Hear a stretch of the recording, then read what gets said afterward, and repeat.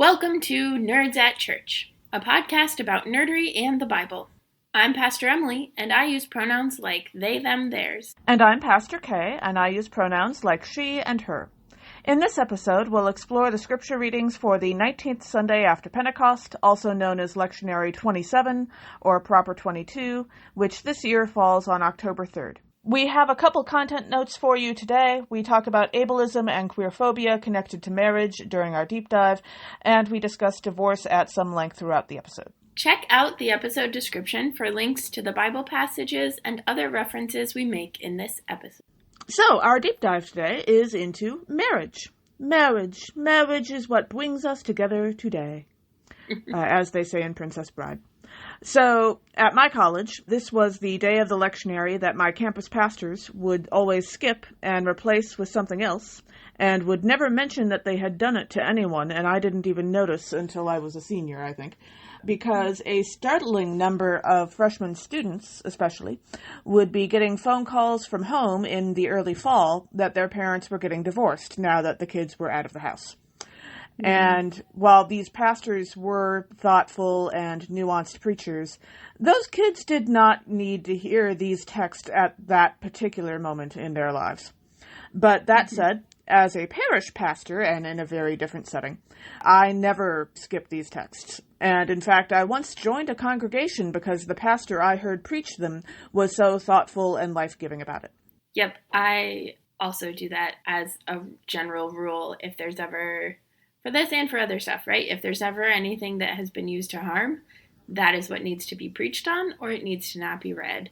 But ideally, that is what needs to be preached on, because otherwise the only preaching that happens on it is the horrible preaching. I actually had to preach on this for my internship. It was the second sermon that I preached on internship. Nice. Yeah. The first one was the Syrophoenician woman in Mark. So I just started strong. Yes, but as we look back on the history of marriage in the world, we know that it has not always been about romantic love. In fact, that's mostly been the minority. Like, you know, it was nice when it happened, but it wasn't a necessity for most of history for marriage to happen. And in the Bible, in particular, marriage is often described more like an economic partnership between families rather than something that two people decided to do. And while in the Bible, and also in many other historical times and places, women have had less choice about who they married. There are also times and places where men had limited choice as well. Mm-hmm. So.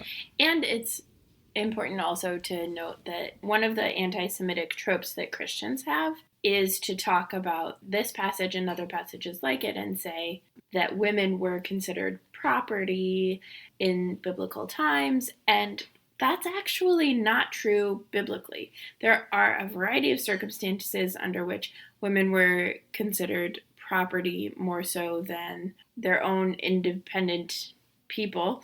That's in a U.S. context. That's in a global context, particularly a white Western context. Biblically, yes, women didn't have as much agency, and historically, women didn't have as much agency in a marriage, but they weren't property. And one of my favorite examples of that is in Numbers, the story of Mala, Hagla, Milcah, Noah, and Tirzah, the daughters of Zelophehad, who... Yes, I love them. Yep, they're some of my favorites, but they receive an inheritance because they advocate for it. And so they actually create and change inheritance laws. And that even impacts the inheritance laws of the United States, because we are in a Christian supremacist country. That is cited as justification in legal inheritance laws in the United States in the early days. Yeah. But that's an example that they were not property. They actually were human beings with some amount of agency. Not a ton, but... Yeah, and also, it's not like the ancient Jewish culture was especially terrible about treating women. They weren't the best, they weren't the worst, and like all civilizations, they had times when women had more agency and power in their lives and times when they had less. Mm-hmm. I read an interesting paper once that hypothesized that you could track how Israel as a kingdom was doing throughout the Hebrew scriptures, and I don't remember if it included the New Testament or not, by looking at how much power the women had. Like, for example, when the Bible is telling the stories about Deborah the judge, who was so powerful, Israel was actually doing really well right then. And when the stories of women being mistreated happen, Israel tends to be doing much less well. Yeah. And I think we can trace that both with women or with Jewish people, right? When we look at the book of Esther. Sure. Which some people read last week. We did not, because we do a different track for Hebrew Bible. But right. There are different ways in which different communities, whenever there's a scapegoat, whenever there's a community that is being treated worse, there's probably economic or other distress happening, and they're becoming the scapegoats for it. Yeah, absolutely. And then specifically, we're talking about this because it comes up in Genesis and in our gospel reading. And in the gospel, Jesus' words, just to be very clear with everybody, Jesus' words are about protecting women and giving them a measure of stability in their lives. Yes, Jesus is talking about not getting a divorce, but in that time, men could get a certificate of divorce kind of whenever they wanted. And that let them out of any accountability or responsibility for the woman. Possibly for any children that they had together. Yep. If they wanted. That was up to them. And so the analogy that I use for this is the equivalent would be Jesus saying, you have to pay child support and alimony. Like, that would be the contemporary equivalent, is like, that is what he is doing. He is putting in place supports and safeguards for people so that they are not economically distraught because of divorce. Right. If by marrying someone you say that you are taking on a certain level of partnership and interdependence, to use the word we used last week, then you don't get to just abandon that with no warning. Jesus wants you to continue caring for that person even if you aren't good at being married anymore and need to not be married. So. Which doesn't necessarily look like child support and alimony. But for example, when my parents got divorced when I was 10, there was a little bit of child support involved, but there wasn't any alimony because my parents both had careers where they earned fairly similar amounts of money. So it can look like any number of things, but they were still good at being co-parents and supporting each other in that way. So. And sometimes people are actually better at being co-parents when they are not together. Oh, yes. Oh, thank goodness, yes.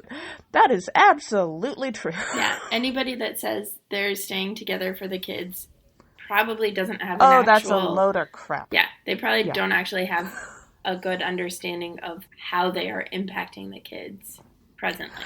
Yeah. I had a conversation with a church member once about that and pointed out that if you're staying together for the kids, basically you're trying to lie to your children 24/7. And A, that almost never works because kids are smarter than you think. And B, what does that teach your kids about what marriage is supposed to be like? Yeah, right. So it does not give a good picture of marriage. Yeah. In that particular case, it was also because that particular person was a terrible liar. But yes. Fair.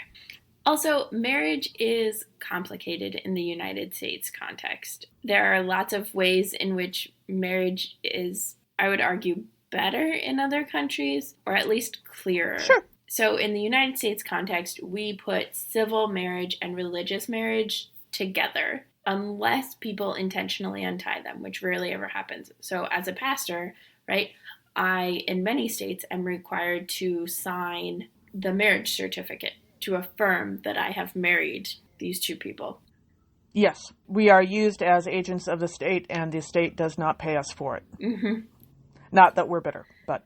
Yeah, I would really like to not be agents of the state. Colorado, actually, you can witness your own marriage if you want. So within states, there are different rules about who can do it and who can't. And there's always a civil option, right? You can get a judge, or you can get somebody from the government. Yeah, usually it's a justice of the peace or a judge or someone like that. A justice of the peace or something to officiate the legal part of the marriage if you want. Also, most of the time, those are perfectly lovely ceremonies. Like, those people like that part of their jobs because the rest of their job is usually a lot less fun. And so they will do their best to give you a very lovely ceremony. My mom's current marriage was by a justice of the peace, and it was just lovely.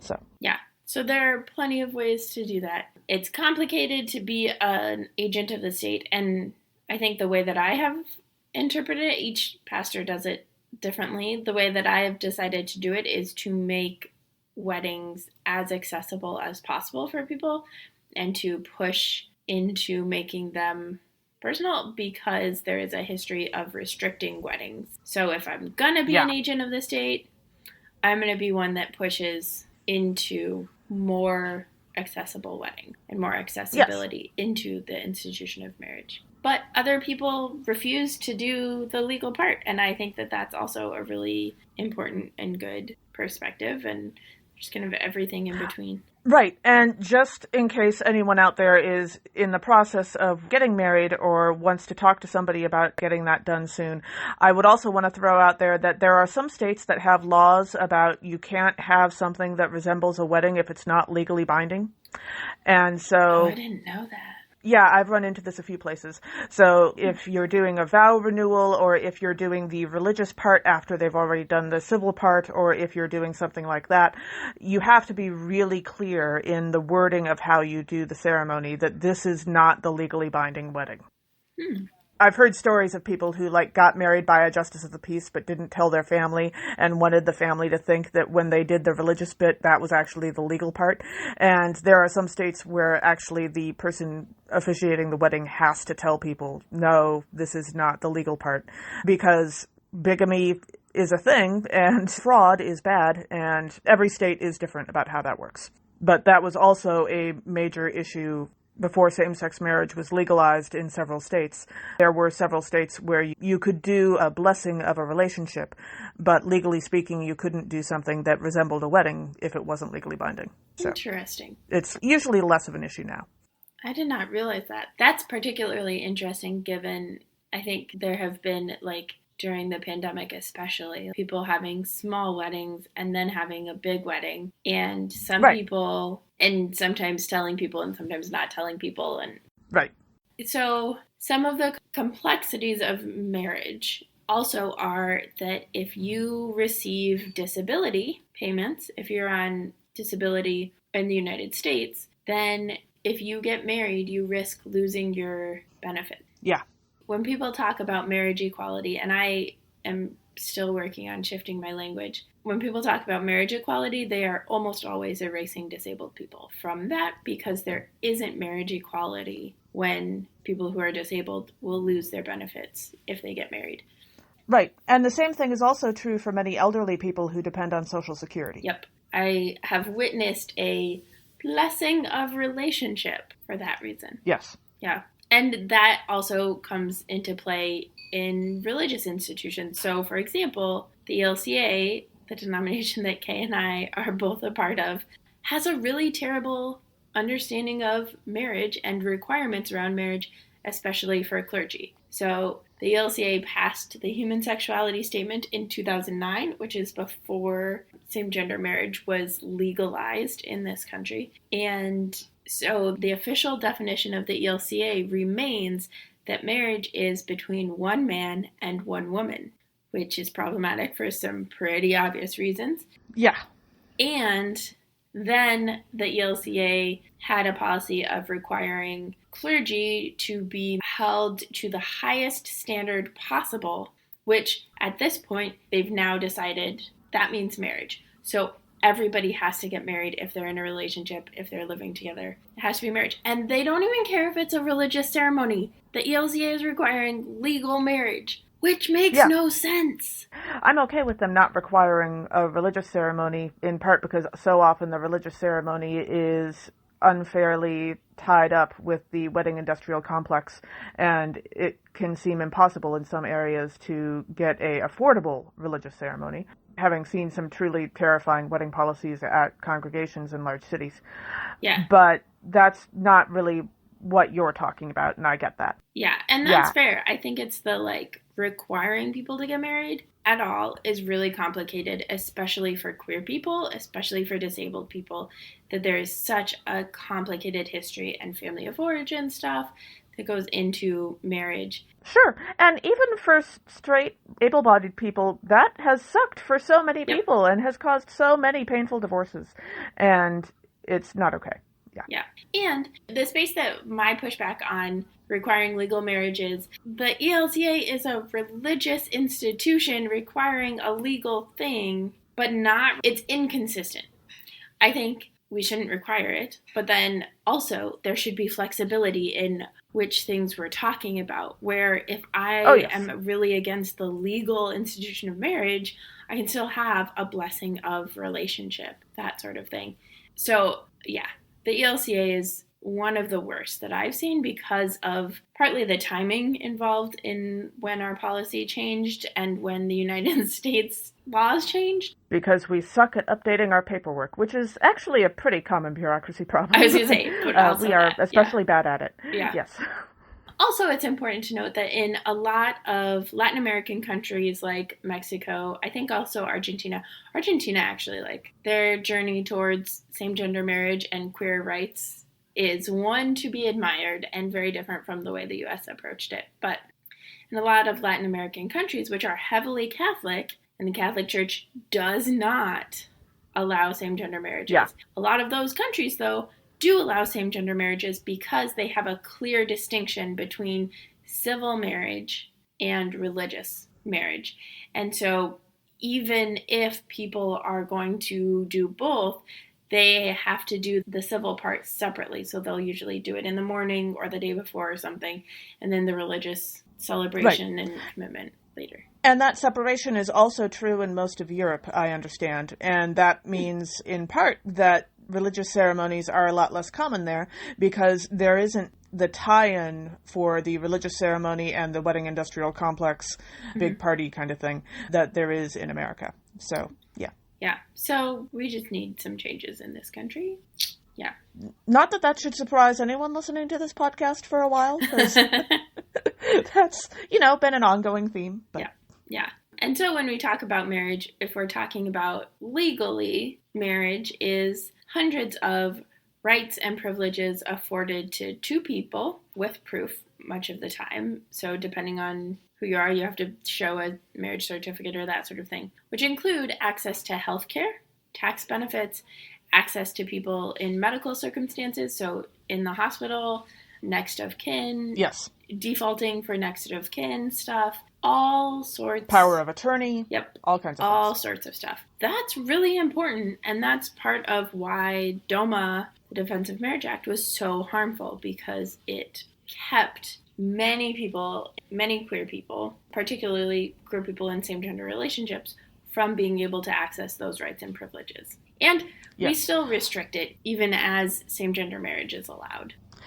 Yeah, and to dive into the history of that for just a moment, in some states, it was possible for people to sign legal paperwork that gave each other most of the rights that a wedding would give them. But setting up that paperwork and getting it notarized and having a lawyer look at it to make sure that everything was the way it was supposed to be for your particular state, because the state laws changed so much. Mm-hmm. That was hugely expensive compared to just going down to the county courthouse and finding a justice of the peace. Yep. So that is part of what really kept those rights from being shared in the way that they really should have been for so long. And the part of it, too, was people still were taxed based on that. So even if I got to put a partner on health insurance, I would get extra tax because that would be viewed as income. Whatever the company paid into health insurance would be viewed as income. And very often, each one of those rights would mean a separate piece of paperwork. And so you'd be signing like dozens of them. And it was just ridiculous. Yep. And then there's, from a religious perspective or from a faith perspective, and obviously I'm talking about my own faith perspective as a Lutheran pastor, as a Christian, but I think this is a pretty good understanding of it from a faith perspective. Getting married, so particularly the wedding, but then this has implications for everything that comes after, is people committing to do life together in front of God and their community, and the community committing to support them and hold them accountable throughout their lives. That is a very different thing, and that is not something that a marriage certificate necessarily constitutes or even implies all the time. But that is a very important, when we're thinking about marriage and wedding, how we're thinking about it makes a difference. And it's important to have that clarity between Are we talking about a legal ceremony, a legal marriage certificate, a religious commitment? Just need clarity. Yeah. We are not clear enough as human beings. Communication is good for you. And speaking of communication, so people seek out marriage for any number of reasons. And usually it's not just for one particular reason. Usually there's a whole interlocking network of stuff going on that means that you want to get married to each other. But there are some reasons that people will give in this world for why they got married to that particular person at that particular time that at least my family has personally discovered are not good enough to make the marriage last long term. And so I wanted to run through a few of those real quick. For example, if you want to be a parent and you think that the other person who you are currently dating would also be good at being a parent, that's not necessarily a good enough reason to marry them unless you have a bunch of other stuff going on. If you're going to be living together anyway, you don't actually have to get married, and often that's not going to hold you together either. Yep. If your family keeps telling you that it's time for you to get married to someone, that doesn't mean that you have to marry the particular person that you're dating right then. Also, it doesn't mean you have to get married because families are terrible and put lots of pressure on people. Sometimes. And you get to make that decision, not them. Yes. And if you're an adult, you probably get to decide how much you actually talk to your family, and that will impact how many times you have to have that conversation too. Indeed. If you ran out of money for art school and you would rather not move back in with your parents, that doesn't mean that you should marry the person that you're currently dating. Although, to be fair, that one was in like the late 40s, early 50s, and I kind of get why she did it, but still. There is, of course, the evergreen option of, oh, look, it's a positive pregnancy test. Folks, no, seriously. Like, okay, you're going to need to see a lawyer. That's true. But that is not a good reason. Yeah, because the person that you're dating seems to have a lot of money. Please don't go there. That's a bad reason. That's also, not gonna, just because they seem to have a lot of money doesn't that mean does they not actually mean do. that they do. Nope. And finally, I'm going to put a few qualifiers on this one. Health insurance. Health insurance is a useful thing to have in America these days, and it can be, frankly, life-saving in some cases, depending on the insurance company, I suppose. And there are people who have to get married for health insurance reasons. That doesn't mean necessarily, though, that you marry the person that you're currently dating, because shoving a person who you're currently in one type of relationship with into another type of relationship without being really clear about why you're doing it can end very badly. And it's exhausting and miserable for everybody. On the other hand, if you have a, say, platonic relationship where you have known each other for a very long time, you are very important to each other, and you both understand that this is 100% for health insurance from the get-go, that might be less painful. Yeah. It depends a lot on the people involved, but still. And that one is similar to, right, for green cards, for immigration access. Because the United States health insurance and immigration, everything's are so messed up and so harmful and so hard to access. There are ways to work around them. And I guess I want to be clear that Kay and I are not condemning anyone's marriage in saying that these are not good enough reasons to get married. Please have other reasons too. I'm just saying, having other reasons. Is where I'm going with that. And if it is for health insurance, like Kay said, to be really queer. Be you really did not clear do about that it. one on purpose. that was on accident. Sometimes I do it on purpose. That was on accident. What was that? The Wedding of Chuck and Larry or something? It was a million years ago, but there was a movie. Adam Sandler. Oh, yeah. I didn't watch actually see it, but I remember hearing about it. Yeah, there are reasons that you might want to get legally married that maybe in general are not good reasons to get legally married, except if you are having, and this is partly where relationship anarchy comes in really helpfully to say, there are a variety of different relationships that we have. The important part is that you are clear about the promises you are making, the commitments you are making, the accountability around it, and you are negotiating that it's very explicit conversations about this is what this means, this is how we're going to be in relationship, those sorts of things, so that it doesn't backfire or... And that's what premarital counseling is supposed to help you with. Theoretically. Premarital counseling is not like an admission from those getting married that their marriage is probably going to suck and they're going to be bad at it. And it's not an admission that says that you're probably going to get divorced. Instead, I like to compare it to getting your oil changed and getting your annual checkup. You talk about some of the central things that are going to be hugely important to your life together, and you make sure that you're on the same page. And maybe you learn some things about each other, and hopefully you get a few tools for problem solving down the line. And hopefully you also get a relationship with someone who can help you with some of that, or at least help you get help with some of that if you need that down the line too. Yeah, I actually had never heard of premarital counseling as a sign that divorce is on the horizon. So, yeah, I think premarital counseling is great when you have someone who can do it well. Yeah, I am one of those irritating pastors who, if I'm going to marry a couple, I insist they do premarital counseling. It doesn't have to be with me, and they don't necessarily have to have any of those conversations with me. There are some conversations that I will be there if you want me to, but I don't have to be there. I just need to know you had that conversation, you know? But I insist on it for everyone, and I've had some really interesting conversations about the assumptions people make as a result. Yeah. The single best reason that is good enough to get married to someone else, even if you only have the one reason, as far as I've come up with in my life so far, has 3 points to it. You actively want to be married to this person in particular right now.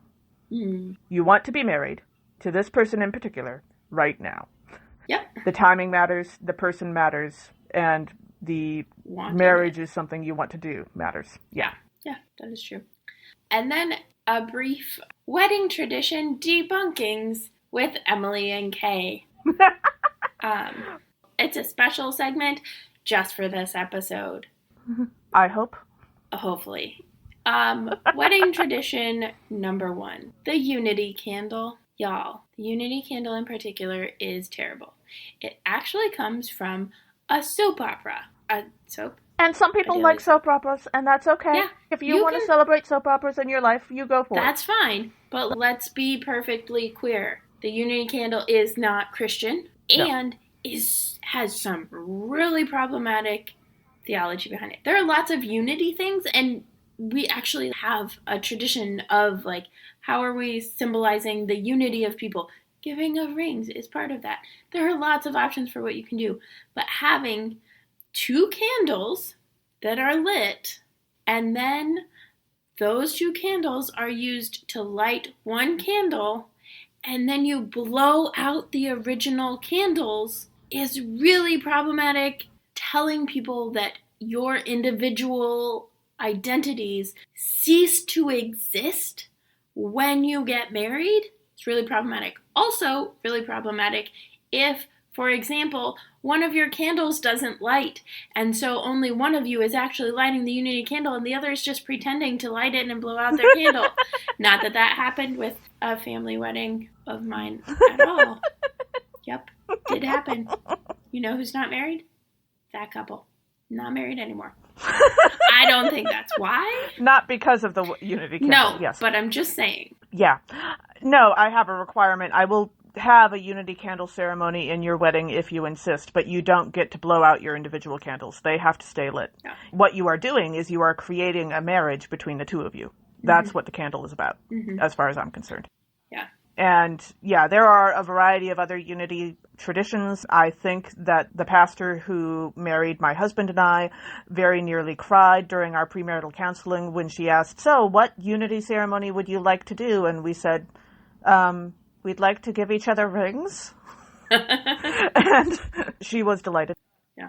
And some pastors love those things too, and that's fine. And there is one that I really want to be able to do for a couple one day, but nobody's asked for it yet, which I had a classmate of mine in seminary got to do a wedding where they mixed 2 different colored chemicals together and then set it on fire. Ooh. And then when it was set on fire, the 2 colors merged and became one color.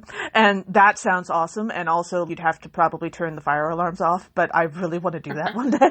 I've had different ways of people doing sand. So I know a couple who, it was a blended family.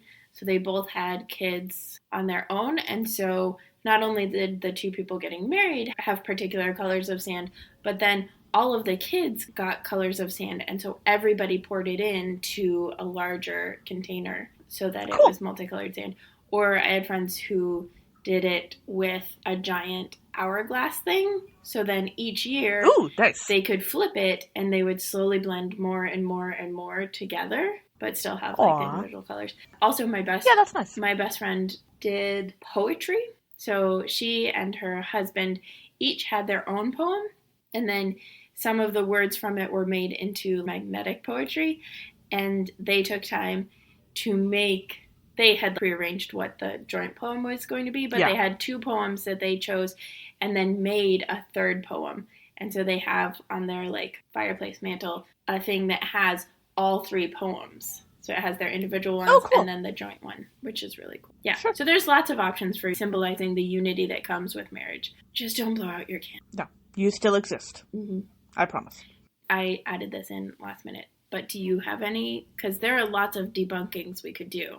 I would say that if you are a member of a couple getting married and you want to do that building a cross together thing in your wedding ceremony, I've done this a couple of times.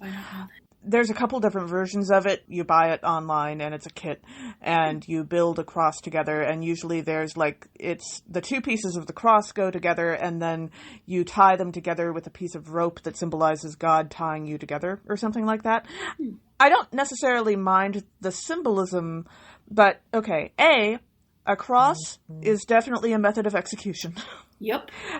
Ask yourself if that is really the symbol you want for your marriage. Mm-hmm. I'm just saying. I get that it's also a symbol for Christians about renewal and new life and all that, and that's lovely, but like, really consider that. And second, you are almost certainly, or at least I desperately hope your pastor is almost certainly going to insist on rewriting the wording for it, because all of the ones that I have seen that comes with the kit are horrifically misogynist and creepy and unfortunate. Yeah, don't do creepy stuff. I once had to do a rewrite pretty drastically of the stuff that had come with one couple's kit. And what we came up with was pretty nice, but yeah. You know. So. Yep. But also, you don't have to do something extra like that. Like, the rings are literally the classic symbol. Or if rings don't work for you, I once married a couple where she wore a ring and he wore an earring, because that worked better for him. Mm-hmm. And so there's other options. But, like, you don't have to do the sand or the candle or the cross or whatever if you don't want to. Yeah. On the other hand, if you want to light something on fire, that is an option. I'm just saying, folks. So, yeah. Not that I'm biased or anything. Yeah. And I want to be clear, too, because the ring traditionally, right, the woman gets the ring first, and there's a lot that connects it to a, like, she is now my property. There's a lot of misogynistic undertones, especially in engagement rings. So we're not saying rings are the be-all, end-all. It's that this is a very common option. But it could be bracelets. It could be a quilt that you have as like a joint quilt together. You could get matching tattoos. Maybe not during the wedding, actually, but like... Well, yeah, no. That would take a while. I've actually heard of a couple of couples who got matching ring tattoos because one of them couldn't wear the ring at work. And so by getting that tattoo, they always had it. My dad did construction, so he never had a ring. And going back to the engagement ring thing, on the one hand, I get that. On the other hand, I was very torn about the whole getting an engagement ring when my husband and I got engaged. But as it worked out, we were long distance until literally a week before we got married. Mm-hmm. And by having an engagement ring, I got to have something that I always had with me that he gave me. Mm-hmm. And that was really lovely, and it connected us. And he actually wished that he had something like that too. I believe I gave him a couple things he could carry with him. But it wasn't quite the same. Yeah. So if you feel conflicted about rings, that is not abnormal, and you are not alone. Mm-hmm. I will just throw that out there. I will throw in a couple other wedding tradition debunkings just really quickly. Okay. Giving the woman away is really problematic because, in fact, women are human beings and not property, right? This is part of how we get the tie-in to property, which is, not religious, but cultural. So other considerations are, who is the family who is supporting this person? Having both of the people come in with their family, having neither of the people come in with their family. There's lots of other options than having a dad give away a daughter to another man. And you can totally split the difference and find the spot that works for your family, too. I walked down the aisle with my dad to the tune of the Father's Love Begotten, because by golly, I was going to get that pun in there somewhere.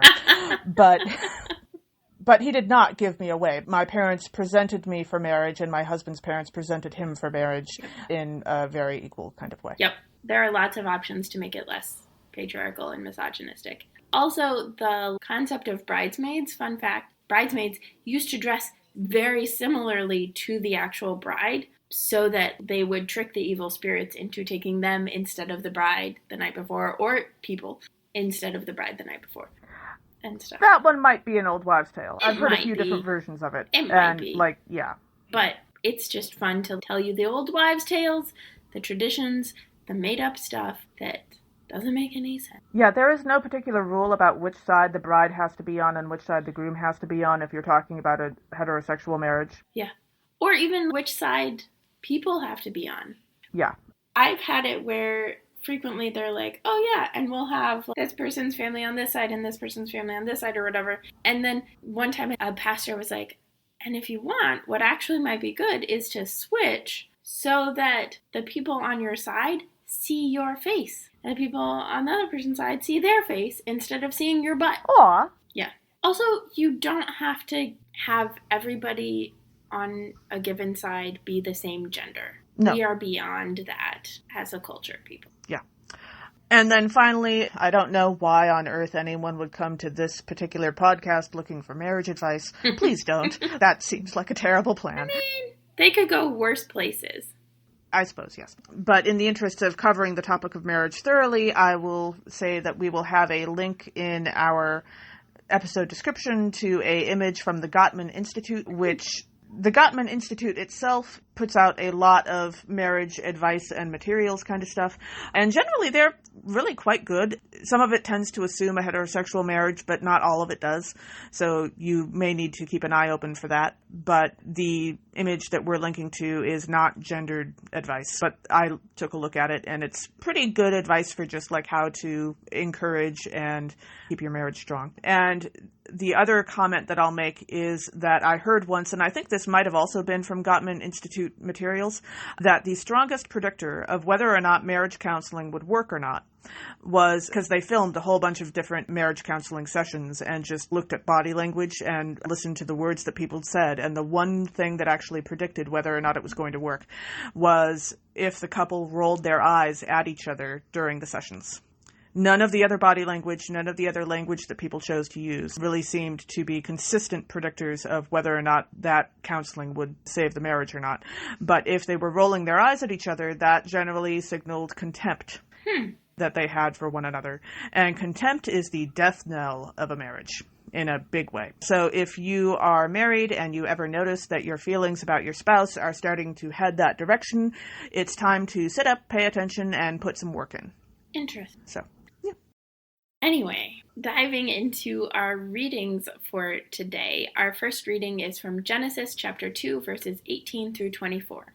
God recognizes that it is not good for a person to be alone because we require relationship. So instead of only having one human, God creates many animals for companionship at first. And then from the original human, God creates two different people to be in relationship. So one of the themes in this passage is the idea of relationship equals. God is creating two people from this one first human, and there's a lot of really bad theology about who comes first and who comes second and what that means about all the things, but if you look at the Hebrew... And I could make comments about prototypes, but I won't. Right. If you look at the Hebrew, which we'll get into in a minute, it's actually, this is the point at which there are now two different names for humans and humanity. And so this creation is a creation of equals. It's a creation of mutual helpers and supporters and companions. And this is not like the companions of the Doctor in Doctor Who. No. Who are decidedly a step down from the Doctor in power, privilege, knowledge, all of that stuff. But it's more like the Doctor and River, who actually get married. that they are actual equals. They are both time lieges, but they also can relate to each other on a very equal basis. And so, even if their timelines are going in different directions. Yeah. When we jump into the verses, in verse 18 we read, "Then the Lord God said, 'It is not good that the man should be alone. I will make him a helper as his partner.'" So the word helper there is also the word in the original Hebrew that is frequently used to refer to God. God is frequently a helper to humanity or various individual people. Mm-hmm. And this makes me think of the movie Pacific Rim, where Mako, who is a woman, somewhat reluctantly becomes Raleigh's helper and partner. Raleigh is a man. Although not quite in a godlike way. I mean, she is still definitely extremely competent and useful and knows a whole bunch of stuff. But then they don't go on to have a romantic relationship. They are very important to each other, but they are completely platonic as far as we see. Relationship anarchy. Yeah, and that's exactly as far as this verse describes this kind of relationship. This verse is not necessarily talking about a romantic relationship. Mm-hmm. We do, in fact, need each other outside of romantic relationships, and for the most part of the Bible, those aren't really a thing anyway. Yep. The Bible talks about lust, but it does not talk about romantic partnerships. Yeah. So. Yeah. That's a really good and important point. I think we read a lot into these verses in particular about relationship and romanticism that excludes a lot of people, especially asexual and aromantic people, but also that just is not contextual for the passages. Sometimes the person who's most important to you in your life is not a person you have any interest in having sex with, and that's okay. Mm-hmm. And sometimes there's more than one person that is really important in your life. And it could be sexual or romantic with one or more people, or it could not be. And that's okay. That is, in fact, possibly a great example of God's love and reflection of God's love, which is what being in a relationship is really about. Yeah. And then in verse 19, we read, "So out of the ground the becoming God formed every animal of the field and every bird of the air, and brought them to the human to see what they would call them. And whatever the human called each living creature, that was its name." Thank goodness King Lech from the Graceling series was not this first human, because he would have given terrible names. This naming, right, we have a variety of different names that we have for animals, and some of them make sense, and some of them are platypus. But the duck-billed part of the platypus does make sense. That is true. That is definitely a duck-bill. That is true. Yes. But it reminded me of Bitterblue in the book Bitterblue, is reading through her dad, King Lech's books that he had created and that he had burned, that the librarian Deeth was rewriting because he could remember them word for word. And one of the books was a book of meanings. I can't remember what it exactly was called, and I was having trouble Googling it, and I'm not at home, so I don't have access to the book itself. But it had like pictures of things and then a word for what it was. And some of them made sense, and some of them were like a knife, which then was called medicine. Yeah. He's a super creepy, super awful character. I mean, also surgery is a thing, but yeah. But yeah, this was not surgery. Yeah. So thankfully the first human was not King Lech. And then verse 23, we read that the human said this. So this is right after God has now created two humans. And so the one says, "This at last is bone of my bones and flesh of my flesh. This one shall be called woman, for out of human this one was taken." This is a wordplay which connects back. So at this point, there is ish and isha in Hebrew. Mm-hmm. So this is a wordplay similar to earlier in chapter 2 of Adam coming from Adamah, or humans coming from humus, earthlings from earth, farmers from farmland.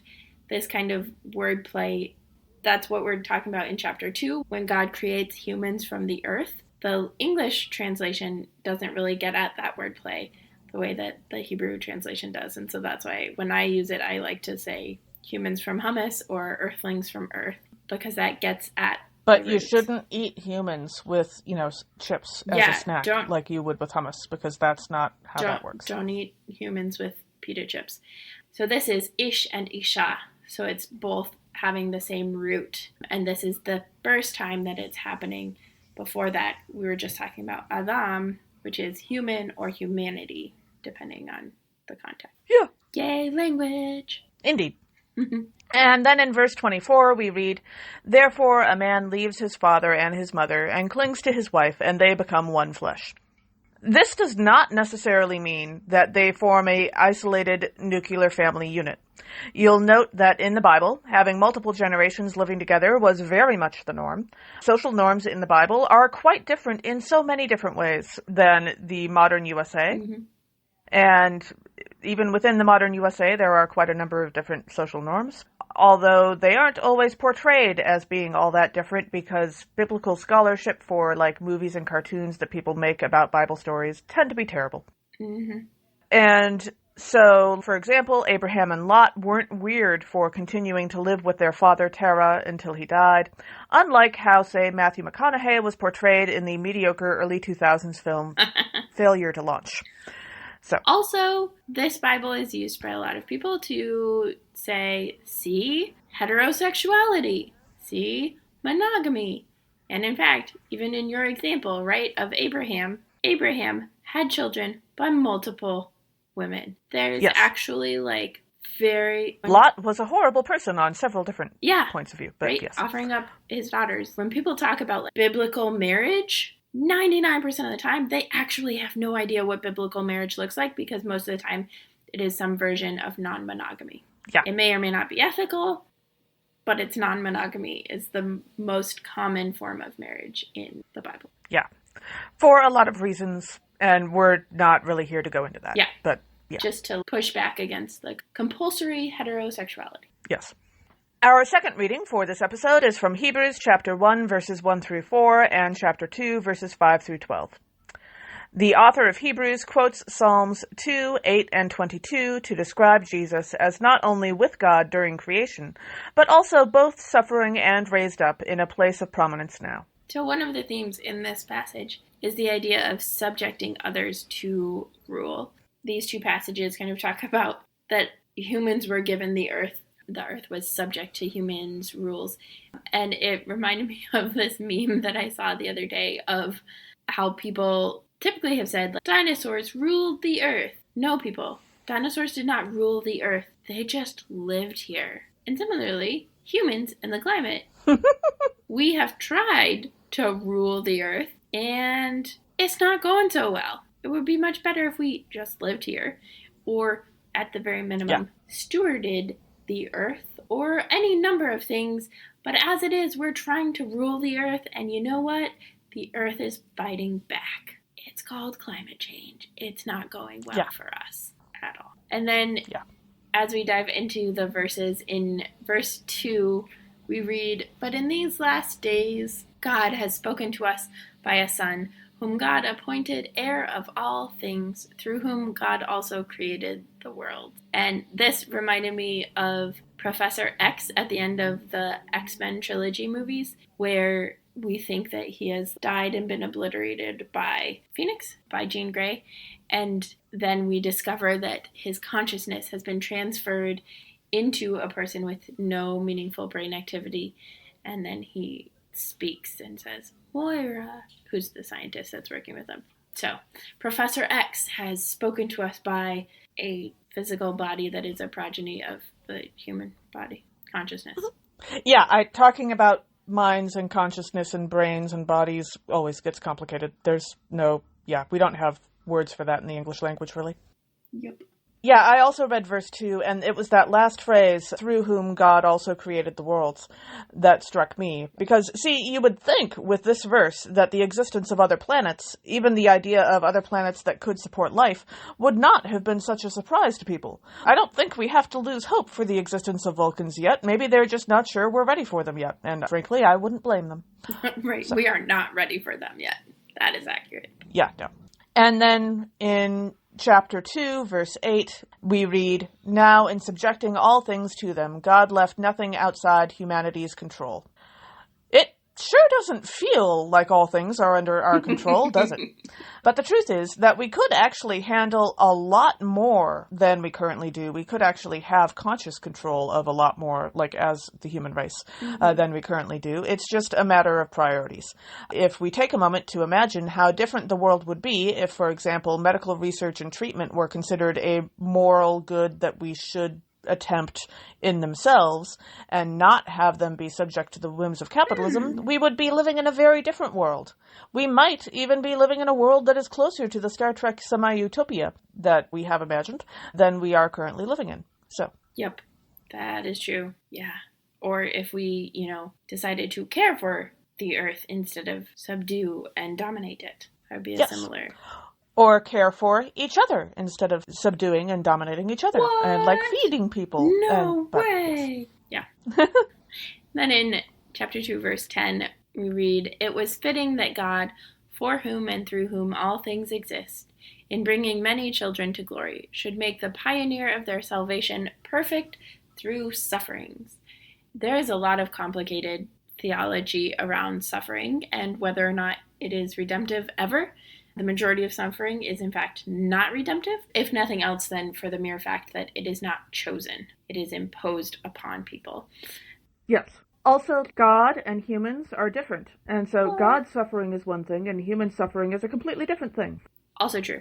But it reminded me of the different ways that in fiction, especially, in fiction and in politics, which are actually surprisingly similar, that suffering is required. Right? People have to either experience suffering. For most dystopias, it's experiencing suffering in order to be motivated into the change or motivated to seek change. But also in politics, people have to either experience the suffering or have a close connection to the suffering. So politicians have to know someone who's gay, trans, disabled, something, in order to be sympathetic to them having the rights that they deserve because they are human beings. So this is the reluctant allies category of thing. Yeah, I would really love to never hear a politician use the phrase, "I understand the importance of women having rights because I have a daughter." Oh my gosh. Like, dude, no. Okay, A, it's always men that say that. Yeah. And B, dude, no, like you should have been capable of empathy with a person who is slightly different from you before you had a child, and your ability to procreate has nothing to do with your ability to have empathy, and as plenty of parents prove every day, and just, no, don't ever say that again. Yeah, and also, what does that say about your marriage? Because it's also people, probably it's men who are married to women, so... Or, for that matter, your mom. Right? Yeah. Any number of, human beings that you know. Over 50% of the population. Yeah. So, do better, people. And then our gospel reading for this episode is Mark chapter 10, verses 2 through 16. Jesus, while being tested by the religious authorities, again turns their question into a reflection on God's will in a way they didn't expect. Instead of focusing on the law, Jesus emphasizes the importance of treating those with less power, such as women and children in that time and place, with respect and care. So one theme for this passage is the idea of regulating relationships, right? People are testing Jesus by saying, well, what about divorce? How do we regulate these relationships? And it reminded me of The Handmaid's Tale and The Giver, right? So who has babies and who doesn't? Who's allowed to? Each of those places where it's like, but let's not actually regulate relationships that way. Or who's forced to have babies and then who's forced to take care of them. Right. Yep. Like, at least in The Giver, it seems like you kind of sign up to be a parent. Like, the parenting part. You don't sign up to give birth to the children, but you do sign up to at least care for the child, and that's at least slightly better than Handmaid's Tale, where children are basically just a status symbol. Yeah. Yep, for sure. As we dive into the verses, in verse 2 we read, "Some religious authorities came, and to test Jesus they asked, 'Is it lawful for a man to divorce his wife?'" And this is one of those, I think this is my go-to example for this all the time, so I'll have to branch out next time if I think of it. But It reminded me of Firefly, the game. So Firefly, the show, they go on adventures, and some of them are legal, some of them are illegal. There's moral and immoral adventures, all this stuff. And in the game, there are two axes for describing the adventures that they're going on, the jobs that they take. One is legal or illegal, and one is moral or immoral. And I really, really love that those are distinguished because, as we know from the terrible laws in this country, just because it's legal doesn't make it moral, and just because it's illegal doesn't make it immoral. That those are two separate things, and too frequently they get smushed together as if they are the same. Right. Which is what these religious authorities are doing. Mm-hmm. And then in verse 8 we read, "And then the two shall become one flesh. So they are no longer two, but one flesh." So this passage and ones like it always make me think of a comedy special by Christopher Titus called Love is Evil, which evil is love spelled backwards, and in which he discusses his divorce and makes the one joke about divorce that I have ever actually found funny. He comments that he lost 28 pounds since the divorce because that's how much a soul weighs. So no matter how necessary the divorce is, no matter how little weight the people involved had put on the marriage, and no matter how life-giving and wonderful the end result of the divorce might be, generally speaking, as far as I can tell, the process of getting divorced always sucks. Just like it's miserable every time. And I would hope that the people around the people getting divorced know that, and they need to acknowledge that and care for them as best they can. Please be kind to your friends who are getting divorced. Yes. Because they could use all the support they can get.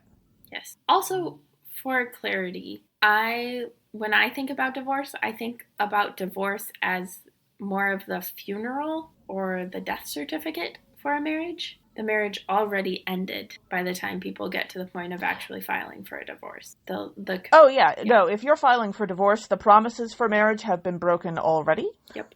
And not necessarily by the person doing the filing. Yep. And yeah, that is absolutely true. But unfortunately, the legal process, and as far as I can tell, this is true not just in America, but often around the world, is just unpleasant actively for almost everyone involved. And yeah, yikes. Yeah. I read that same verse and my immediate thought was, wow, another example of Christians are bad at math. 2 equals 1. That's not actually how that works, no. Yeah. See for reference, the Unity Candle debunking in the deep dive. Yes. And then finally, in verses 11 and 12, we read, "Whoever divorces his wife and marries another commits adultery against her, and if she divorces her husband and marries another, she commits adultery." So here's the thing. In this time and place, what Jesus says is actually protecting women who had less power and less ability to take care of themselves than men did. Women were dependent on the men in their lives, whether that was their father or another relative or their husband or someone else, almost always was was often in some control of their life in that culture. And they depended on those men for quite a lot. And the process of divorce, as it now stands legally in America, or within the Jewish religion, as it now stands religiously speaking rather than legally speaking, is very different than it was then. Because in Jesus' time, a man divorcing his wife was basically just straight up abandoning her. Mm-hmm. There were no provisions for continued co-parenting. There were no provisions for alimony or child support. There were no provisions for her even being able to leave with her own belongings, really, sometimes. Mm-hmm. It all depended very much on her relationship with probably her husband's family and probably with her own family of origin. And whether or not they would take her back in after the divorce was definitely up for debate. Like, that depended entirely on what their relationship was like. They didn't have to. Mm-hmm. So she wouldn't necessarily have anywhere to go and could be thrown into terrible circumstances. So when we read this verse, it kind of reminds me of watching an old movie and how we can understand that an older movie might have been groundbreaking for its time, even if it horrifies us today. One example that comes to mind is back in the 70s, the movie Kramer versus Kramer was actually pretty groundbreaking when it was made for its realism about divorce and the people involved and the pain that it caused, but also how it could help people move on and live their lives separately. But these days, when you watch that movie, I'm going to be honest, I haven't actually seen it, but I have had it described to me in great detail by a variety of different people by this point, which is why I haven't seen it, because I don't feel like there's any point, because I've heard every single beat of that story already, because those are the adults that I hung out with when I was younger, and I'm related to. But these days, you watch that movie, it seems pretty horrifying in terms of especially how it treats both Ms. Kramer's career ambition and how the child's life should be handled, and a whole bunch of other factors. There's a lot of stuff that freaks us out pretty badly now. But back then, it really was pretty groundbreaking. And so there's an acknowledgement of history was different, and the world was different, and we're not saying that that makes this stuff okay, but we can acknowledge that it was still progress in its own time.